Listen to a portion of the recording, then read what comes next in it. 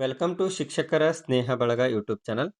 ಆತ್ಮೀಯರೇ, ಇಂದಿನ ವಿಡಿಯೋದಲ್ಲಿ ನಾವು ಸಿ ಬಾಕ್ಸ್ ಪೋರ್ಟಲ್ನಲ್ಲಿ ಶಾಲೆಗಳ ರಿಜಿಸ್ಟ್ರೇಷನ್ ಯಾವ ರೀತಿ ಮಾಡ್ಬೇಕು ಅನ್ನೋದನ್ನ ನೋಡೋಣ.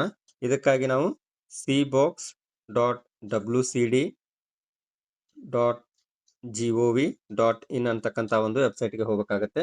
ತಾವು ನೇರವಾಗಿ ಸಿ ಬಾಕ್ಸ್ ಪೋರ್ಟಲ್ ರಿಜಿಸ್ಟ್ರೇಷನ್ ಅಂತ ಕ್ಲಿಕ್ ಮಾಡಿದ್ರು ಸಹ ಬರುತ್ತೆ. ಇಲ್ಲಿ ತಾವು ಗಮನಿಸಬಹುದು, ಇದೊಂದು ಅಧಿಕೃತವಾದಂಥ ವೆಬ್ಸೈಟ್ ಇದೆ. cbox.wcd.gov.in ಅಂತ ಈ ಒಂದು ವೆಬ್ಸೈಟ್ ಪೇಜ್ ಮೇಲೆ ಕ್ಲಿಕ್ ಮಾಡಿದ್ದೀನಿ. ಇದನ್ನು ಓಪನ್ ಮಾಡೋಣ.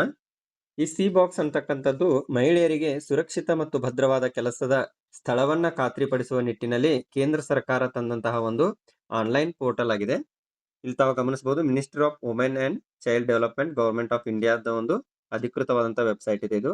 ಇದನ್ನ ಕೆಳಗಡೆ ಸ್ಕ್ರೋಲ್ ಮಾಡ್ತಾ ಹೋದಾಗ ತಾವು ಇಲ್ಲಿ ಗಮನಿಸಬಹುದು, ಇಲ್ಲಿ ಪ್ರೈವೇಟ್ ಹೆಡ್ ಆಫೀಸ್ ರಿಜಿಸ್ಟ್ರೇಷನ್ ಅಂತ ಇದೆ. ಈ ಒಂದು ಆಪ್ಷನ್ ಮೇಲೆ ಕ್ಲಿಕ್ ಮಾಡಬೇಕು. ಅದಾದ ನಂತರ ಇನ್ಫಾರ್ಮೇಶನ್ ಪೇಜ್ ಡಿಸ್ಪ್ಲೇ ಆಗುತ್ತೆ. ಇಲ್ಲಿ ಪ್ರೊಸೀಡ್ ಅಂತ ಕ್ಲಿಕ್ ಮಾಡಬೇಕು. ಇದಾದ ನಂತರ ಹೆಡ್ ಆಫೀಸ್ ರಿಜಿಸ್ಟ್ರೇಷನ್ ಪೇಜ್ ಇಲ್ಲಿ ಓಪನ್ ಆಗಿದೆ. ಇಲ್ಲಿ ಡೀಟೇಲ್ಸ್ ಅನ್ನ ನಾವು ಎಂಟ್ರಿ ಮಾಡಬೇಕಾಗುತ್ತೆ. ಮೊದಲಿಗೆ ಇಲ್ಲಿ ನೇಮ್ ಆಫ್ ದ ಆರ್ಗನೈಸೇಷನ್ ಅಂತ ಇದೆ. ನಮ್ಮ ಶಾಲೆಯ ಹೆಸರನ್ನು ನಾವಿಲ್ಲಿ ಟೈಪ್ ಮಾಡಬೇಕು. ಅದಾದ ನಂತರ ಕೆಳಗಡೆ ಇನ್ಸ್ಟಿಟ್ಯೂಷನ್ ಟೈಪ್ ಅಂತ ಇದೆ. ಇದ್ರ ಮೇಲೆ ಕ್ಲಿಕ್ ಮಾಡಿದಾಗ ಇಲ್ಲಿ ಆಪ್ಷನ್ಗಳು ಬರ್ತವೆ. ಸ್ಕೂಲ್ಸ್ ಆಗಿರ್ಬೋದು, ಕಾಲೇಜ್, ಮೆಡಿಕಲ್ ಕಾಲೇಜ್. ಆನಂತರ ಇದು ಪ್ರೈವೇಟ್ ಸೆಕ್ಟರ್ಗಳಿಗೂ ಇರೋದ್ರಿಂದ ಸಾಕಷ್ಟು ಬ್ಯಾಂಕ್ಸ್ ಅದು ಇರ್ಬೋದು, ಅಥವಾ ಕೋಆಪರೇಟಿವ್ ಬ್ಯಾಂಕ್, ಸೊಸೈಟಿಗಳಿಗೆ ಸಂಬಂಧಪಟ್ಟಂತೆ ಎಲ್ಲ ಆಪ್ಷನ್ ಇಲ್ಲಿ ಇರುತ್ತೆ. ನಾವೀಗ ಶಾಲೆಗೆ ಸಂಬಂಧಪಟ್ಟಂತೆ ಇಲ್ಲಿ ಸ್ಕೂಲ್ ಅಂತ ಸೆಲೆಕ್ಟ್ ಮಾಡಿದ್ದೀನಿ. ಅದಾದ ನಂತರ ಸೆಲೆಕ್ಟ್ ಸ್ಟೇಟ್ ಅಂತ ಇದೆ. ನಮ್ಮ ರಾಜ್ಯವನ್ನು ಇಲ್ಲಿ ಸೆಲೆಕ್ಟ್ ಮಾಡ್ಕೊಳ್ಬೇಕು. ಅದಾದ ನಂತರ ಡಿಸ್ಟಿಕ್ ಅಂತ ಕ್ಲಿಕ್ ಮಾಡಿ ಡಿಸ್ಟಿಕ್ ಅನ್ನ ಸೆಲೆಕ್ಟ್ ಮಾಡ್ಕೊಳ್ಬೇಕು. ಸಬ್ ಡಿಸ್ಟಿಕ್ ಅಂತ ಡಿಸ್ಪ್ಲೇ ಆಗುತ್ತೆ. ತಾಲೂಕನ್ನ ಸೆಲೆಕ್ಟ್ ಮಾಡ್ಕೊಂಡು ಇಲ್ಲಿ ಪಿನ್ ಕೋಡ್ ಅಂತ ಇದೆ, ಪಿನ್ ಕೋಡ್ ಅನ್ನ ಎಂಟ್ರಿ ಮಾಡಬೇಕು. ಅದಾದ ನಂತರ ಶಾಲೆಯ ಸಂಪೂರ್ಣ ವಿಳಾಸವನ್ನ ಇಲ್ಲಿ ಟೈಪ್ ಮಾಡಬೇಕು. ಅನಂತರ ತಾವೀಗ ಇಲ್ಲಿ ಇನ್ನೊಂದು ಗಮನಿಸಬೇಕು, ಮೇಲ್ಗಡೆ ಸ್ಟಾರ್ ಮಾರ್ಕ್ ಇರ್ತಕ್ಕಂಥ ಪ್ರತಿಯೊಂದು ಕಾಲಮ್ ಅನ್ನು ನಾವು ಕಡ್ಡಾಯವಾಗಿ ಭರ್ತಿ ಮಾಡಲೇಬೇಕಾಗತ್ತೆ.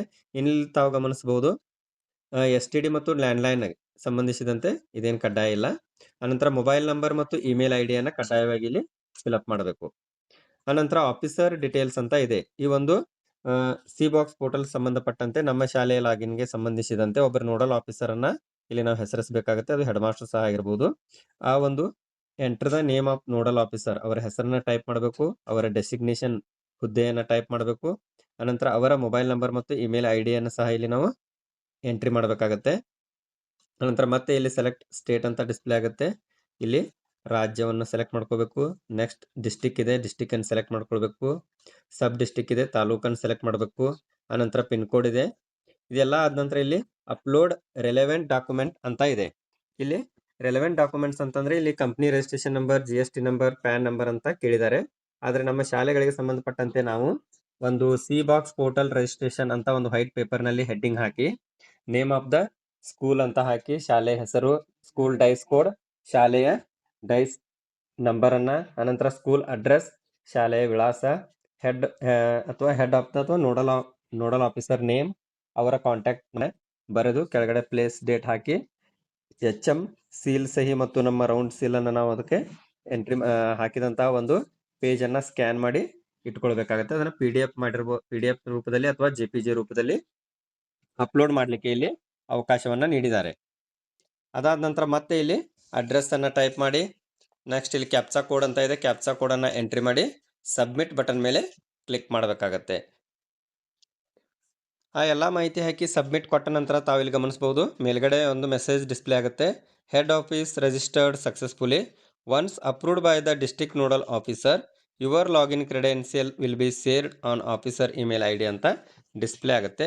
ಅದೇ ರೀತಿ ನಾವು ಇಲ್ಲಿ ಏನು ಇಮೇಲ್ ಅಡ್ರೆಸ್ ಅನ್ನ ಎಂಟ್ರಿ ಮಾಡಿರ್ತೀವಿ, ಆ ಒಂದು ಇಮೇಲ್ ವಿಳಾಸಕ್ಕೆ ಮೆಸೇಜ್ ಸಹ ಬಂದಿರುತ್ತೆ. ನಿಮ್ಮ ಒಂದು ಅಪ್ಲಿಕೇಶನ್ ರಿಸೀವ್ಡ್ ಆಗಿದೆ. DNO ಅಂದರೆ ಡಿಸ್ಟ್ರಿಕ್ಟ್ ನೋಡಲ್ ಆಫೀಸರ್ ಅವರು ಅದನ್ನು ಪರಿಶೀಲನೆ ಮಾಡಿ ಅಪ್ರೂವ್ ಮಾಡ್ತಾರೆ. ಮಾಡಿದ ನಂತರ ನಿಮಗೆ ಕಳಿಸ್ತೀವಿ ಅಂತಕ್ಕಂಥ ಮಾಹಿತಿಯಲ್ಲಿ ಡಿಸ್ಪ್ಲೇ ಆಗಿರುತ್ತೆ. ಈ ಒಂದು ಮಾಹಿತಿ ತಮಗೆಲ್ಲರಿಗೂ ಉಪಯುಕ್ತ ಇದೆ ಅಂತ ಭಾವಿಸ್ತೀನಿ. ಎಲ್ಲರಿಗೂ ಧನ್ಯವಾದಗಳು.